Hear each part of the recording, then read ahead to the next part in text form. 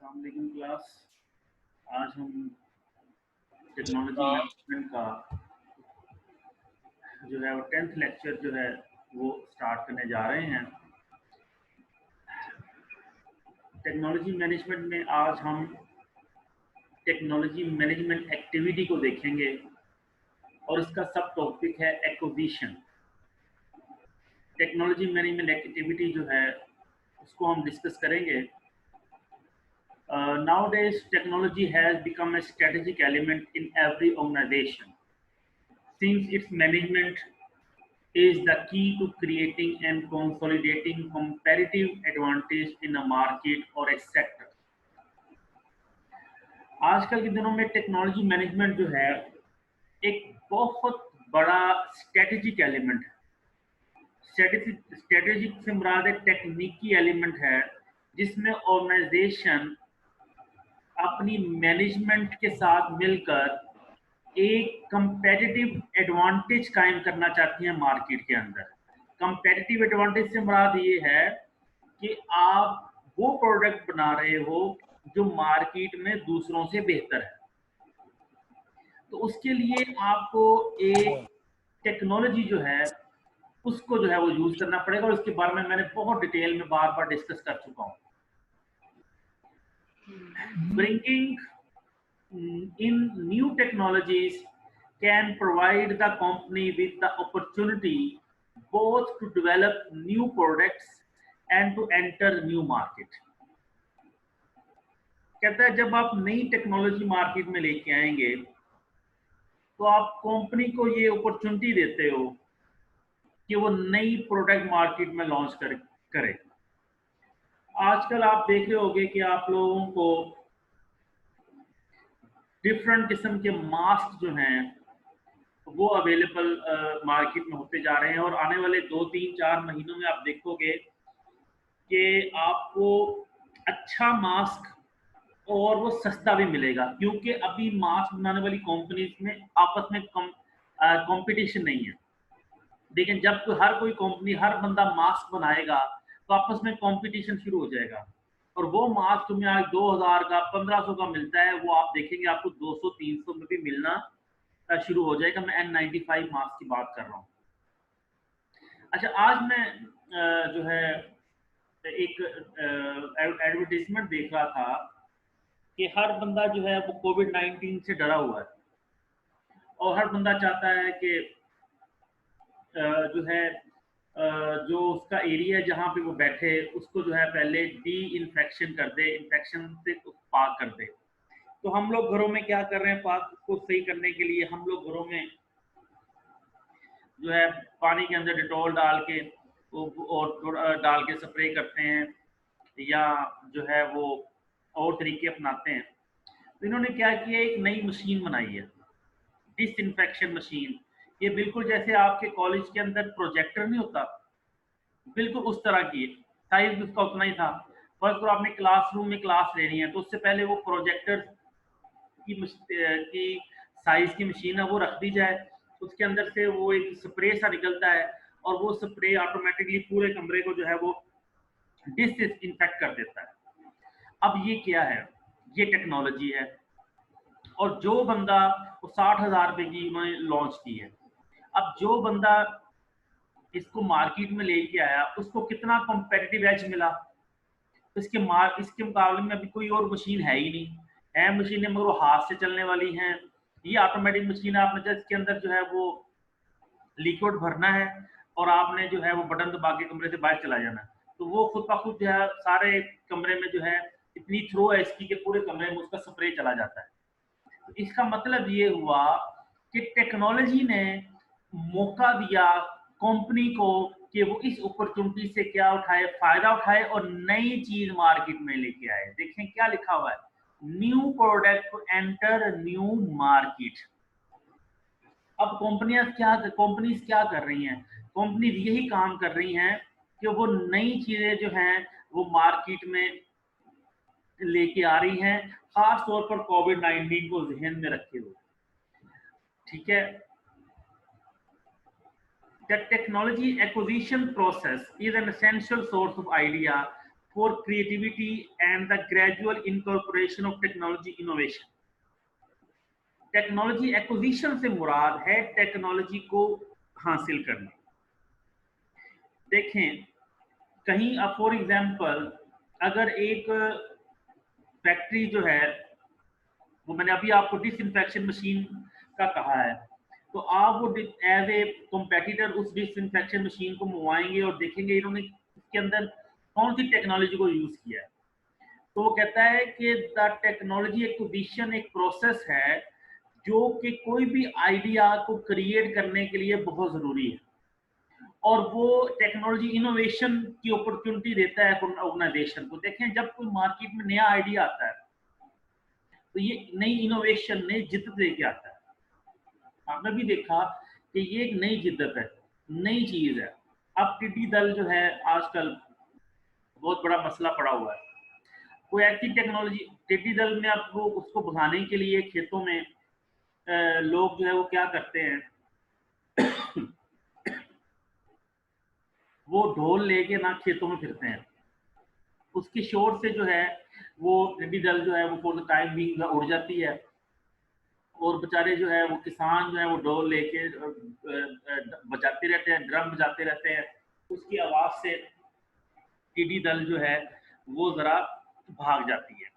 तो क्यों ना कोई ऐसी टेक्नोलॉजी इस्तेमाल की जाए, ऑटोमेटिक कोई आवाज निकालने वाली कोई चीज हो कि जिससे वो ऑटोमेटिकली जो है बजती रहे, उससे शोर निकलता रहे और टिड्डी दल का जो है उसको उड़ा दिया जाए। ये एक सिंपल सा एक सोल्यूशन है, सबसे आसान सोल्यूशन मैं बता रहा हूँ। जाहिर बात है मेन सोल्यूशन तो उसका स्प्रे है।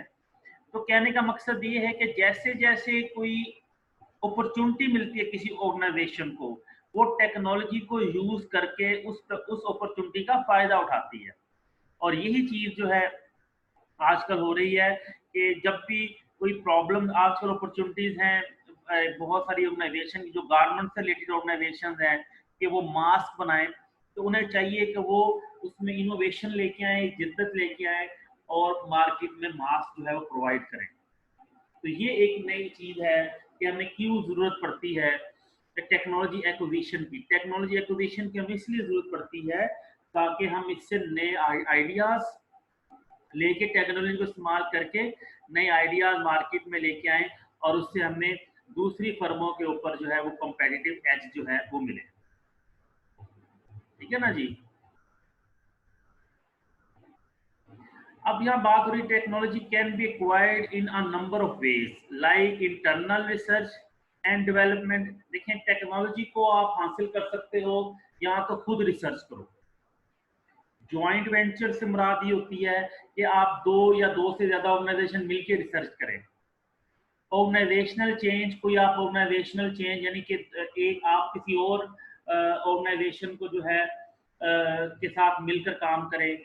प्रोजेक्ट मैनेजमेंट के जरिए, लाइसेंसिंग के जरिए। अच्छा बात आपको लाइसेंस मिलता है, कंपनी तो जो है वो आपको लाइसेंस देती है कि जनाब आप हमारे बिहाफ पर ये प्रोडक्ट जो है वो बना सकते हैं। फॉर एग्जांपल आजकल एक कोरोना का उन्होंने एक इलाज जो है वो दरियाफ्त किया रेमडेसिविर के नाम से, अगर मैं गलत नहीं बोल रहा तो रेमडेसिविर इस तरह का नाम है माजरत के साथ। अब वो जो क्या कहते हैं जो साल्ट है, साल्ट कहते हैं फार्मूला। अब वो फार्मूला दरियाफ्त किया फॉर एग्जांपल अमेरिका की किसी कंपनी ने, तो उन्होंने इस फार्मूले को पाकिस्तान में जो है वो बनाने के लिए, बजाय इसके कि अमेरिका पूरी दुनिया में प्रोडक्ट बना के मेडिसिन बना के सेंड करे, वो पाकिस्तान में एक मेडिसिन बनाने वाली कंपनी को अपना लाइसेंस देती है, ये इजाजत देती है कि जनाब ये फार्मूला जो है वो आप यूज करके प्रोडक्ट बना सकते हैं। तो अब पाकिस्तान में जो है सीरियल एक कंपनी है, उसको इजाजत मिली है कि वो कोरोना वायरस की ये प्रोडक्ट जो है वो बनाए। इसका मतलब ये हुआ कि टेक्नोलॉजी को आप कई तरीकों से जो है आप हासिल कर सकते हैं। आप रिसर्च करके, आप डेवलपमेंट करके, आप दो या दो से ज्यादा ऑर्गेनाइजेशन मिलकर प्रोजेक्ट मैनेजमेंट के जरिए, लाइसेंस के जरिए या corporate mergers and acquisition. Merger क्या होता है, दो कंपनीज जो हैं वो अपने आप को, दो कंपनी मिलके एक कंपनी बन जाती है। यानी एक कंपनी जो है कोई प्रोडक्ट, एक कंपनी के पास फार्मूला है मगर इंफ्रास्ट्रक्चर नहीं है, दूसरी कंपनी के पास इंफ्रास्ट्रक्चर है, तो दोनों मिलकर एक कंपनी बन जाती है, उसे कहते हैं मर्जर के जरिए टेक्नोलॉजी ट्रांसफर। फॉर एग्जांपल जो है, अब आपको पता है कि सैमसंग जो है वो एक मोबाइल फोन बनाता है, उसके पास टेक्नोलॉजी है, तो सैमसंग जो है अब उन्होंने अपना चाइना में भी अपना प्लांट लगाया है, उन्होंने वियतनाम में भी लगाया है, कोरिया में भी लगाया है, अगर वो पाकिस्तान में भी लगा लेता है तो उसे कहते हैं technology transfer. Technology insertion, technology insertion से मुराद ये है कि टेक्नोलॉजी को जो है अडॉप्ट करना, दो टेक्नोलॉजी को मिलकर एक टेक्नोलॉजी बनाना। सब कॉन्ट्रैक्टिंग, आपने आगे से कॉन्ट्रैक्ट लिया है, उसको आगे कॉन्ट्रैक्ट दे दिया, मतलब आपने ए से कॉन्ट्रैक्ट लिया है कोई प्रोडक्ट बनाने का, और आपने सी से बात की है कि जनाब ये चीज मुझे बना के दो, तो आप सी से वो प्रोडक्ट लेके ए को दे देते हैं, आप कुछ नहीं करते, आप जस्ट जो है वो एक कॉन्ट्रैक्ट बना बनाया कॉन्ट्रैक्ट जो है वो आगे दे देते हैं। अलायंसेस के जरिए मुख्तलिफ लोग आपस में मिलकर जो है टेक्नोलॉजी को हासिल कर सकते हैं। R&D जो है वो डेवलपमेंट होती है, रिसर्च एंड डेवलपमेंट का जो है वो एरिया। इंडस्ट्री यूनिवर्सिटी कोलैबोरेशन, बाज़ इंडस्ट्री यूनिवर्सिटी के जो स्टूडेंट्स होते हैं उनके साथ कोलैबोरेट कर लेती है, और स्टूडेंट जो रिसर्च कर रहा होता है उसकी बेस पे जो है इंडस्ट्री जो है कोई प्रोडक्ट बनाती है। इसका मतलब ये हुआ कि किसी भी टेक्नोलॉजी को हासिल करने के बहुत सारे तरीके हैं जो मैंने आपको अभी जो है वो बताए हैं, ठीक है ना जी। By its nature technology acquisition is a technology transfer. असल में टेक्नोलॉजी एक्विजिशन से मुराद टेक्नोलॉजी ट्रांसफर करना है with transaction cost associate with the various stages of the acquisition process. Transaction cost से मुराद ये है कि आप एक टेक्नोलॉजी को ट्रांसफर करना है आपने दूसरे बंदे को, तो उसमें जितनी लागत आएगी, जितनी खर्चा आएगा, वो भी आपने उसको देना है। Understanding the various option available and deciding which might be best in particular circumstances can be challenging. This is further complicated by the number of possible routes technology acquisition can take. अब यहाँ पे बात समझें, देखें दुनिया में सबसे बेहतरीन टेक्नोलॉजी जापान उसके ऊपर रिसर्च कर रहा है, और जापान ने जो है बहुत सारी टेक्नोलॉजीज जो है वो इंट्रोड्यूस करवाई हैं। अब आप ये चाहते हो कि उस टेक्नोलॉजी को जो जापान तरीकाकार यूज कर रहा है उसको अडॉप्ट किया, कोशिश की चाइना ने, और चाइना ने जापान से मिलती जुलती चीजें बनानी शुरू कर दी और सस्ती बनानी शुरू कर दी। तो यही बात यहाँ पे कह रहा है कि जब आप टेक्नोलॉजी हासिल करते हो, आप बात ना टेक्नोलॉजी पर एक बंदे ने रिसर्च की है, एक प्रोडक्ट बनाई है, तो आप उससे टेक्नोलॉजी खरीदते हो, तो खरीदने के ऊपर जितना भी खर्चा आता है उसे हम कहते हैं टेक्नोलॉजी ट्रांजैक्शन कॉस्ट, ठीक है ना जी। और फिर जो है हर एक कंपनी ये देखती है, फिर वो टेक्नोलॉजी बहुत सारे लोग जो है बनाना शुरू कर देते हैं। मैंने आपको लास्ट टाइम भी बहुत दफा डीसी इन्वर्टर का डिस्कस किया। अब डीसी इन्वर्टर टेक्नोलॉजी किसी एक बंदे ने पहले जो है वो बनाई होगी टेक्नोलॉजी, उसके बाद अब आपको हर कंपनी के अंदर डीसी इन्वर्टर नजर आ रहा है। इसका मतलब ये हुआ कि उस टेक्नोलॉजी को हर एक कंपनी ने क्या किया, एक्वायर किया है, हासिल किया है, खरीदा है। तो किससे खरीदा होगा? जारी बात है जो बंदा वो टेक्नोलॉजी बना रहा है। अब पहले एक बंदा वो टेक्नोलॉजी बना रहा होगा, एक फर्म बना रही होगी, फिर बहुत सारी फर्म वही टेक्नोलॉजी बनाना शुरू कर देती हैं। तो आपको जहां से पॉसिबल और सस्ती मिलती है वो टेक्नोलॉजी आप जो है वो हासिल कर लेते हो। तो ये जो मेन चैप्टर है वो डिस्कस करेगा टेक्नोलॉजी की कॉम्प्लेक्सिटीज को, कि टेक्नोलॉजी को कैसे हासिल किया जाता है और टेक्नोलॉजी को हासिल करने के क्या तरीक़ाकार है। इस सब को हमने जो है वो डिस्कस करना है, और यही हमारा आज का टॉपिक है, technology acquisition. In the most simple form technology acquisition हासिल करने के लिए आपको किन चीज़ों की ज़रूरत है? Number 1, identification of attractive technology और पार्टनर्स विद टेक्नोलॉजी कैपेबिलिटीज। पहले तो आपको एक देखना पड़ेगा कि ये टेक्नोलॉजी अट्रैक्टिव है या नहीं है। अभी मैंने आज आपको टेक्नोलॉजी की बात की, डिसइंफेक्शन मशीन की बात की। एक डिसइंफेक्शन मशीन तो हम लोगों ने जो है मशीन की बजाय हमने देखा होगा कि जो है कुछ इलाकों में उन्होंने जो है वो एक तरीका अपनाया, नोजल लगा के ना, उसकी पानी की नोजल लगा के बाहर टब में, वो टब रख के उसमें वो डिसइंफेक्शन मटेरियल डाल के, तो जब अंदर से गुजरते हैं तो वो एक फवार सी पड़ती है आपके ऊपर और आप डिसइंफेक्ट हो जाते हो। एक तो वो तरीका का जो कि इतना इफेक्टिव नहीं है। तो सबसे पहले तो आपने आइडेंटिफाई करना है कि जो टेक्नोलॉजी जो है आप खरीदना चाह रहे हैं वो इतनी अट्रैक्टिव है, या लोगों को वो टेक्नोलॉजी पसंद आएगी। और फिर आपको पार्टनर्स चाहिए, ऐसे लोग चाहिए जो जिनके पास वो टेक्नोलॉजिकल कैपेबिलिटीज हों कि वो उस तरह की टेक्नोलॉजी बना सके। इट मीन्स टेक्नोलॉजी हासिल करने के लिए सबसे पहला प्रोसेस जो है वो टेक्नोलॉजी आइडेंटिफिकेशन है, कि आप ये देखें कि ये टेक्नोलॉजी अफेक्टिव है, अट्रैक्टिव है। उसके बाद असेसमेंट ऑफ दीज अपॉर्चुनिटीज, आप असेस करें इस वक्त मार्केट में कौन सी अपॉर्चुनिटी है। मैं आपको बार बार बता रहा हूँ कि इस वक्त कोविड-19 की वजह से बेहतरीन अपॉर्चुनिटीज, ऐसी चीजें बनाई जाएं जो लोगों को डिसइंफेक्ट करें, जो जर्म्स को किल करें। अब आप देखेंगे हर कंपनी जो है वो ऐसा सोप बनाएगी जिसे आप एंटीबैक्टीरियल सोप कहेंगे। हर कंपनी जो है वो ऐसे जो है सोप बनाएगी जो कि जब पहले डेंगू आया था तो वो कहते थे जनाब कि भी ये सोप आप इस्तेमाल करें या ये स्प्रे करें तो डेंगू किल हो जाएगा।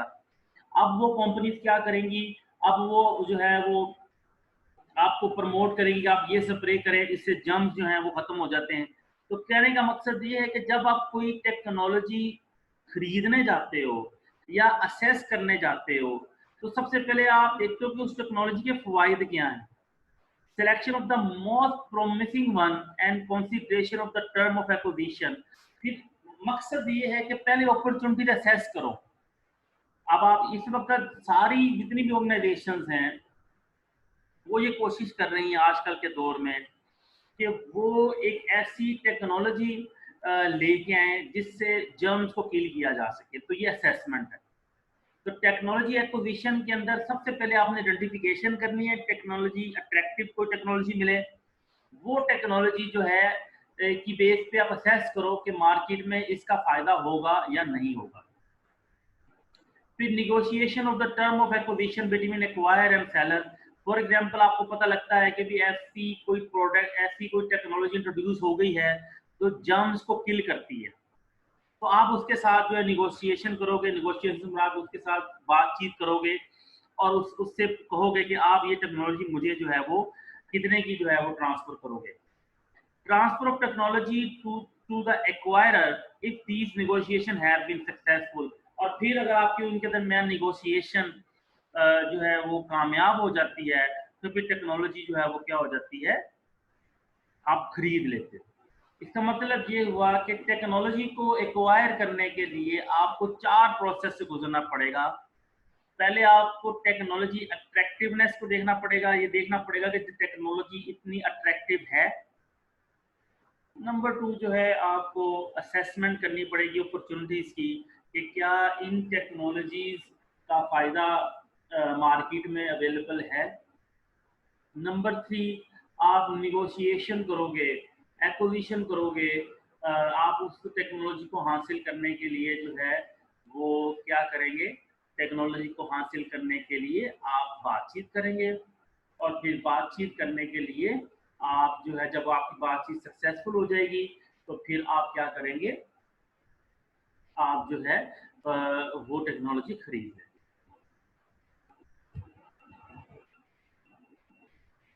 The assessment and negotiation stages from a cycle as it is expected that the term discussing। अच्छा ये चीजें तो मैंने ऑलरेडी आपको भी डिस्कस कर ली हैं।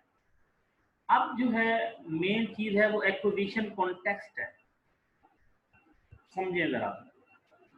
Before making any decision in relation to a proposed technology acquisition, it is essential to consider the context in which it is taking place and to identify the key issues involved. कहता है इससे पहले कि आप technology खरीदने का decision ले लें, आप ये देखें कि आप ये टेक्नोलॉजी खरीदने क्यों जा रहे हैं, इसका पर्पस क्या है, एक्विजिशन कॉन्टेक्स्ट खरीदने का मकसद क्या है. A structured approach will help to reduce the complexity of all the possible scenarios and ensure that those involved remain objective and focus on the most important question. तो कहते हैं अगर आपका एक स्ट्रक्चर अप्रोच है, अगर आपने पूरी डिटेल में इसके ऊपर रिसर्च की है, तो इसकी कॉम्प्लेक्सिटीज को दूर करने में, पेचीदगियों को दूर करने में आपको मदद मिलेगी. देखें, हम यहाँ पे बात कर रहे हैं कि कंपनी एक डिसइंफेक्शन मशीन टेक्नोलॉजी खरीदने जा रही है.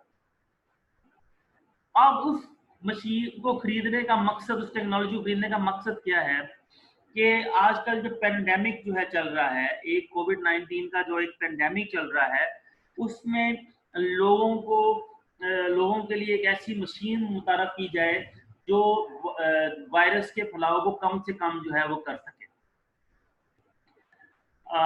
कहा यह जाता है कि वायरस अगर जिस्म के अंदर चला जाए तो उसको मारना बड़ा मुश्किल है, लेकिन अगर वायरस सरफेस के ऊपर है तो विद इन ए सेकेंड किल किया जा सकता है. मेरी बात समझ, अगर वायरस जो है सरफेस के ऊपर है, सतह के ऊपर है, तो उसको आप जस्ट उसको आसानी से डिसइंफेक्ट करके या डिटॉल के पानी के साथ भी उसको मारा जा सकता है. लेकिन जब एकदम वो जिस्म के अंदर चला जाता है तो फिर उसको मारना इतना आसान नहीं होता. तो मकसद हमारा किसी भी टेक्नोलॉजी को खरीदने का ये है कि वायरस को जो है वो जिस्म के अंदर जाने से पहले अगर वो सतह के अंदर है तो उसको मार दिया जाए. तो एक्विजिशन कॉन्टेक्स्ट को ये ध्यान में रखना है कि हम why do we want to acquire the technology, हम इस टेक्नोलॉजी को क्यों खरीद रहे हैं, who are we are going to acquire the technology from, और हम किससे ये टेक्नोलॉजी खरीद रहे हैं, how mature is the technology and how might this affect our acquisition option. और कहता है ये टेक्नोलॉजी कितनी इसके ऊपर रिलायबल है. ये नहीं कि वो मशीन खरीदी है, आपको देखना पड़ेगा कि ये मशीन कौन सी कंपनी बना रही है और वो कंपनी कितनी रिलायबल है. फॉर एग्जाम्पल, आपने टेक्नोलॉजी तो उससे ले ली, मगर वो मशीन 1 2 3 स्प्रे करती है, उसके बाद खराब हो जाती है, तो लोग तो आपके ऊपर जो है वो ब्लेम करना शुरू कर देंगे कि जनाब आपने तो बड़ी जो है वो आपकी तो टेक्नोलॉजी अच्छी नहीं है. टेक्नोलॉजी के लिए उसका देर पा होना बहुत ज़रूरी है. आप कोई भी टेक्नोलॉजी लें और वो टेक्नोलॉजी जो है वो जल्दी जो है वो ख़राब हो जाए, तो वो टेक्नोलॉजी कभी भी जो है वो इफेक्टिव नहीं हो सकती. तो किसी भी टेक्नोलॉजी के लिए ये देखना पड़ता है, अगर वो टेक्नोलॉजी आप जापान से ले रहे हो या कोरिया से ले रहे हो तो ये सबसे ज़्यादा रिलायबल टेक्नोलॉजी होगी. अगर वो टेक्नोलॉजी आप चाइना से ले रहे हो तो उसके ऊपर रिलायबल करने के लिए आपको सोचना पड़ेगा. लिहाजा जब भी आप कोई टेक्नोलॉजी यूज करते हो, हासिल करना चाहते हो, तो पहले ये देखना पड़ता है पूरा कॉन्टेक्स्ट कि वो टेक्नोलॉजी कहाँ से आई है, कौन इसको जो है वो टेक्नोलॉजी को बना रहा है, टेक्नोलॉजी के हमें फायदे क्या होंगे, एक्सेट्रा एक्सेट्रा. तो सबसे पहले उन चीज़ों को जो मैंने आपको डिस्कस किया, why do we want to acquire the technology, मैंने अभी डिस्कस किया कि हम ये टेक्नोलॉजी जो है वो क्यों जो है वो हासिल करना चाह रहे हैं. An organization motive for wanting to acquire a technology will affect the kind of technology. वही चीज़ें जो मैंने आपको भी बताई हैं कि हम ये टेक्नोलॉजी क्यों हासिल करना चाह रहे हैं. उसके लिए हमने कुछ 4 देखें, कोई भी टेक्नोलॉजी हासिल करने के लिए कोई ना कोई उसके मोटिव्स होते हैं, कोई ना कोई मकासद होते हैं. An organization motive for wanting to acquire a technology will affect the kind of technology that are looking for. कहते हैं किसी भी ऑर्गेनाइजेशन का कोई खास मकसद होता है कि वो टेक्नोलॉजी हम क्यों हासिल करना चाह रहे हैं. The partner from whom they decide to acquire it and the process they follow to make the acquisition. तो फिर वो देखना पड़ता है कि आप किससे ये टेक्नोलॉजी जो है वो खरीद रहे हैं. उसके लिए प्रीवियस रिसर्च ये कहती है कि बस 4 किस्म के मोटिवेशन हो चाहिए, यानी 4 चीजें हैं जिसकी वजह से आप कोई भी टेक्नोलॉजी जो है वो हासिल करने की कोशिश करते हो. वो क्या है? डेवलपिंग न्यू टेक्नोलॉजिकल कैपेबिलिटीज, कि M1 इसका नाम दिया है कि आपका मेन मकसद जो है वो टेक्नोलॉजी की खसूसियात को बढ़ाना है।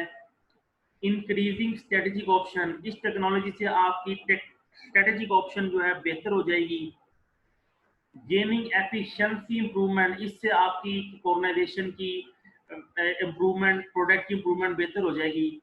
और responding to the competitive environment, और आजकल का जो कंपटीशन का दौर है उसमें आप बेहतरीन जवाब दोगे अपने कॉम्पिटिटर्स को कि आप नई चीज जो है वो मार्केट में लेके आए।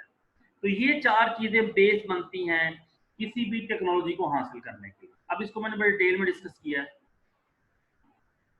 वो 4 चीजें जो मैंने यहाँ पे बताई हैं, ये क्यों हम इसको डिटेल में डिस्कस किया है। डेवलप टेक्नोलॉजिकल कैपेबिलिटी, इसका मतलब क्या है? fill gap in firms on research and development base और capabilities। कहते हैं कि जब आप कोई टेक्नोलॉजी खरीदते हो उसका मतलब आप अपनी टेक्नोलॉजिकल कैपेबिलिटीज को बेहतर बनाते हो। फॉर एग्जांपल, पहले पाकिस्तान में 2 मोटरसाइकिल्स होती थी, एक यामाहा और एक होंडा।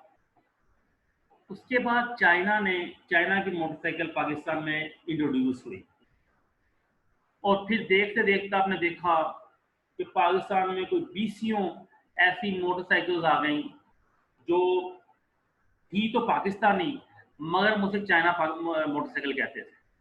उसे चाइना मोटरसाइकिल क्यों कहते थे?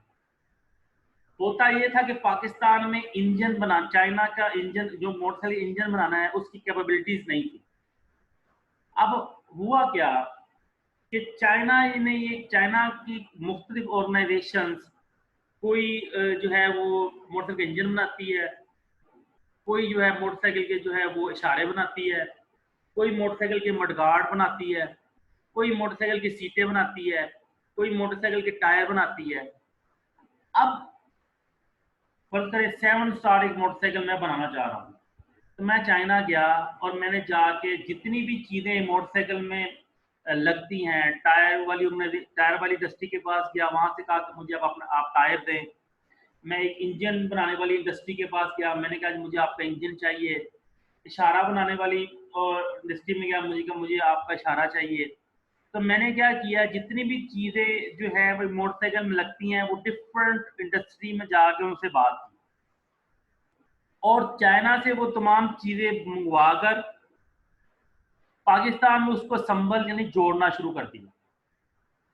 कोई भी चीज़ पाकिस्तान में नहीं बनाई, बनी बनाई चीज़ें आई हैं, और अगर मैंने उसको क्या करना शुरू कर दिया है, उनको यहाँ पे क्या किया, संभल किया और मार्केट बेचना शुरू कर दिया। तो मैंने जब देखा कि मुझे पूरी लागत जो है वो करके भी 25,000 आती है और मैं 50,000 के मोटरसाइकिल मार्केट में बेच रहा हूँ, इट मीन 25,000 रुपये मुझे मुनाफा हो। इसे कहते हैं टेक्नोलॉजी एक्विजिशन।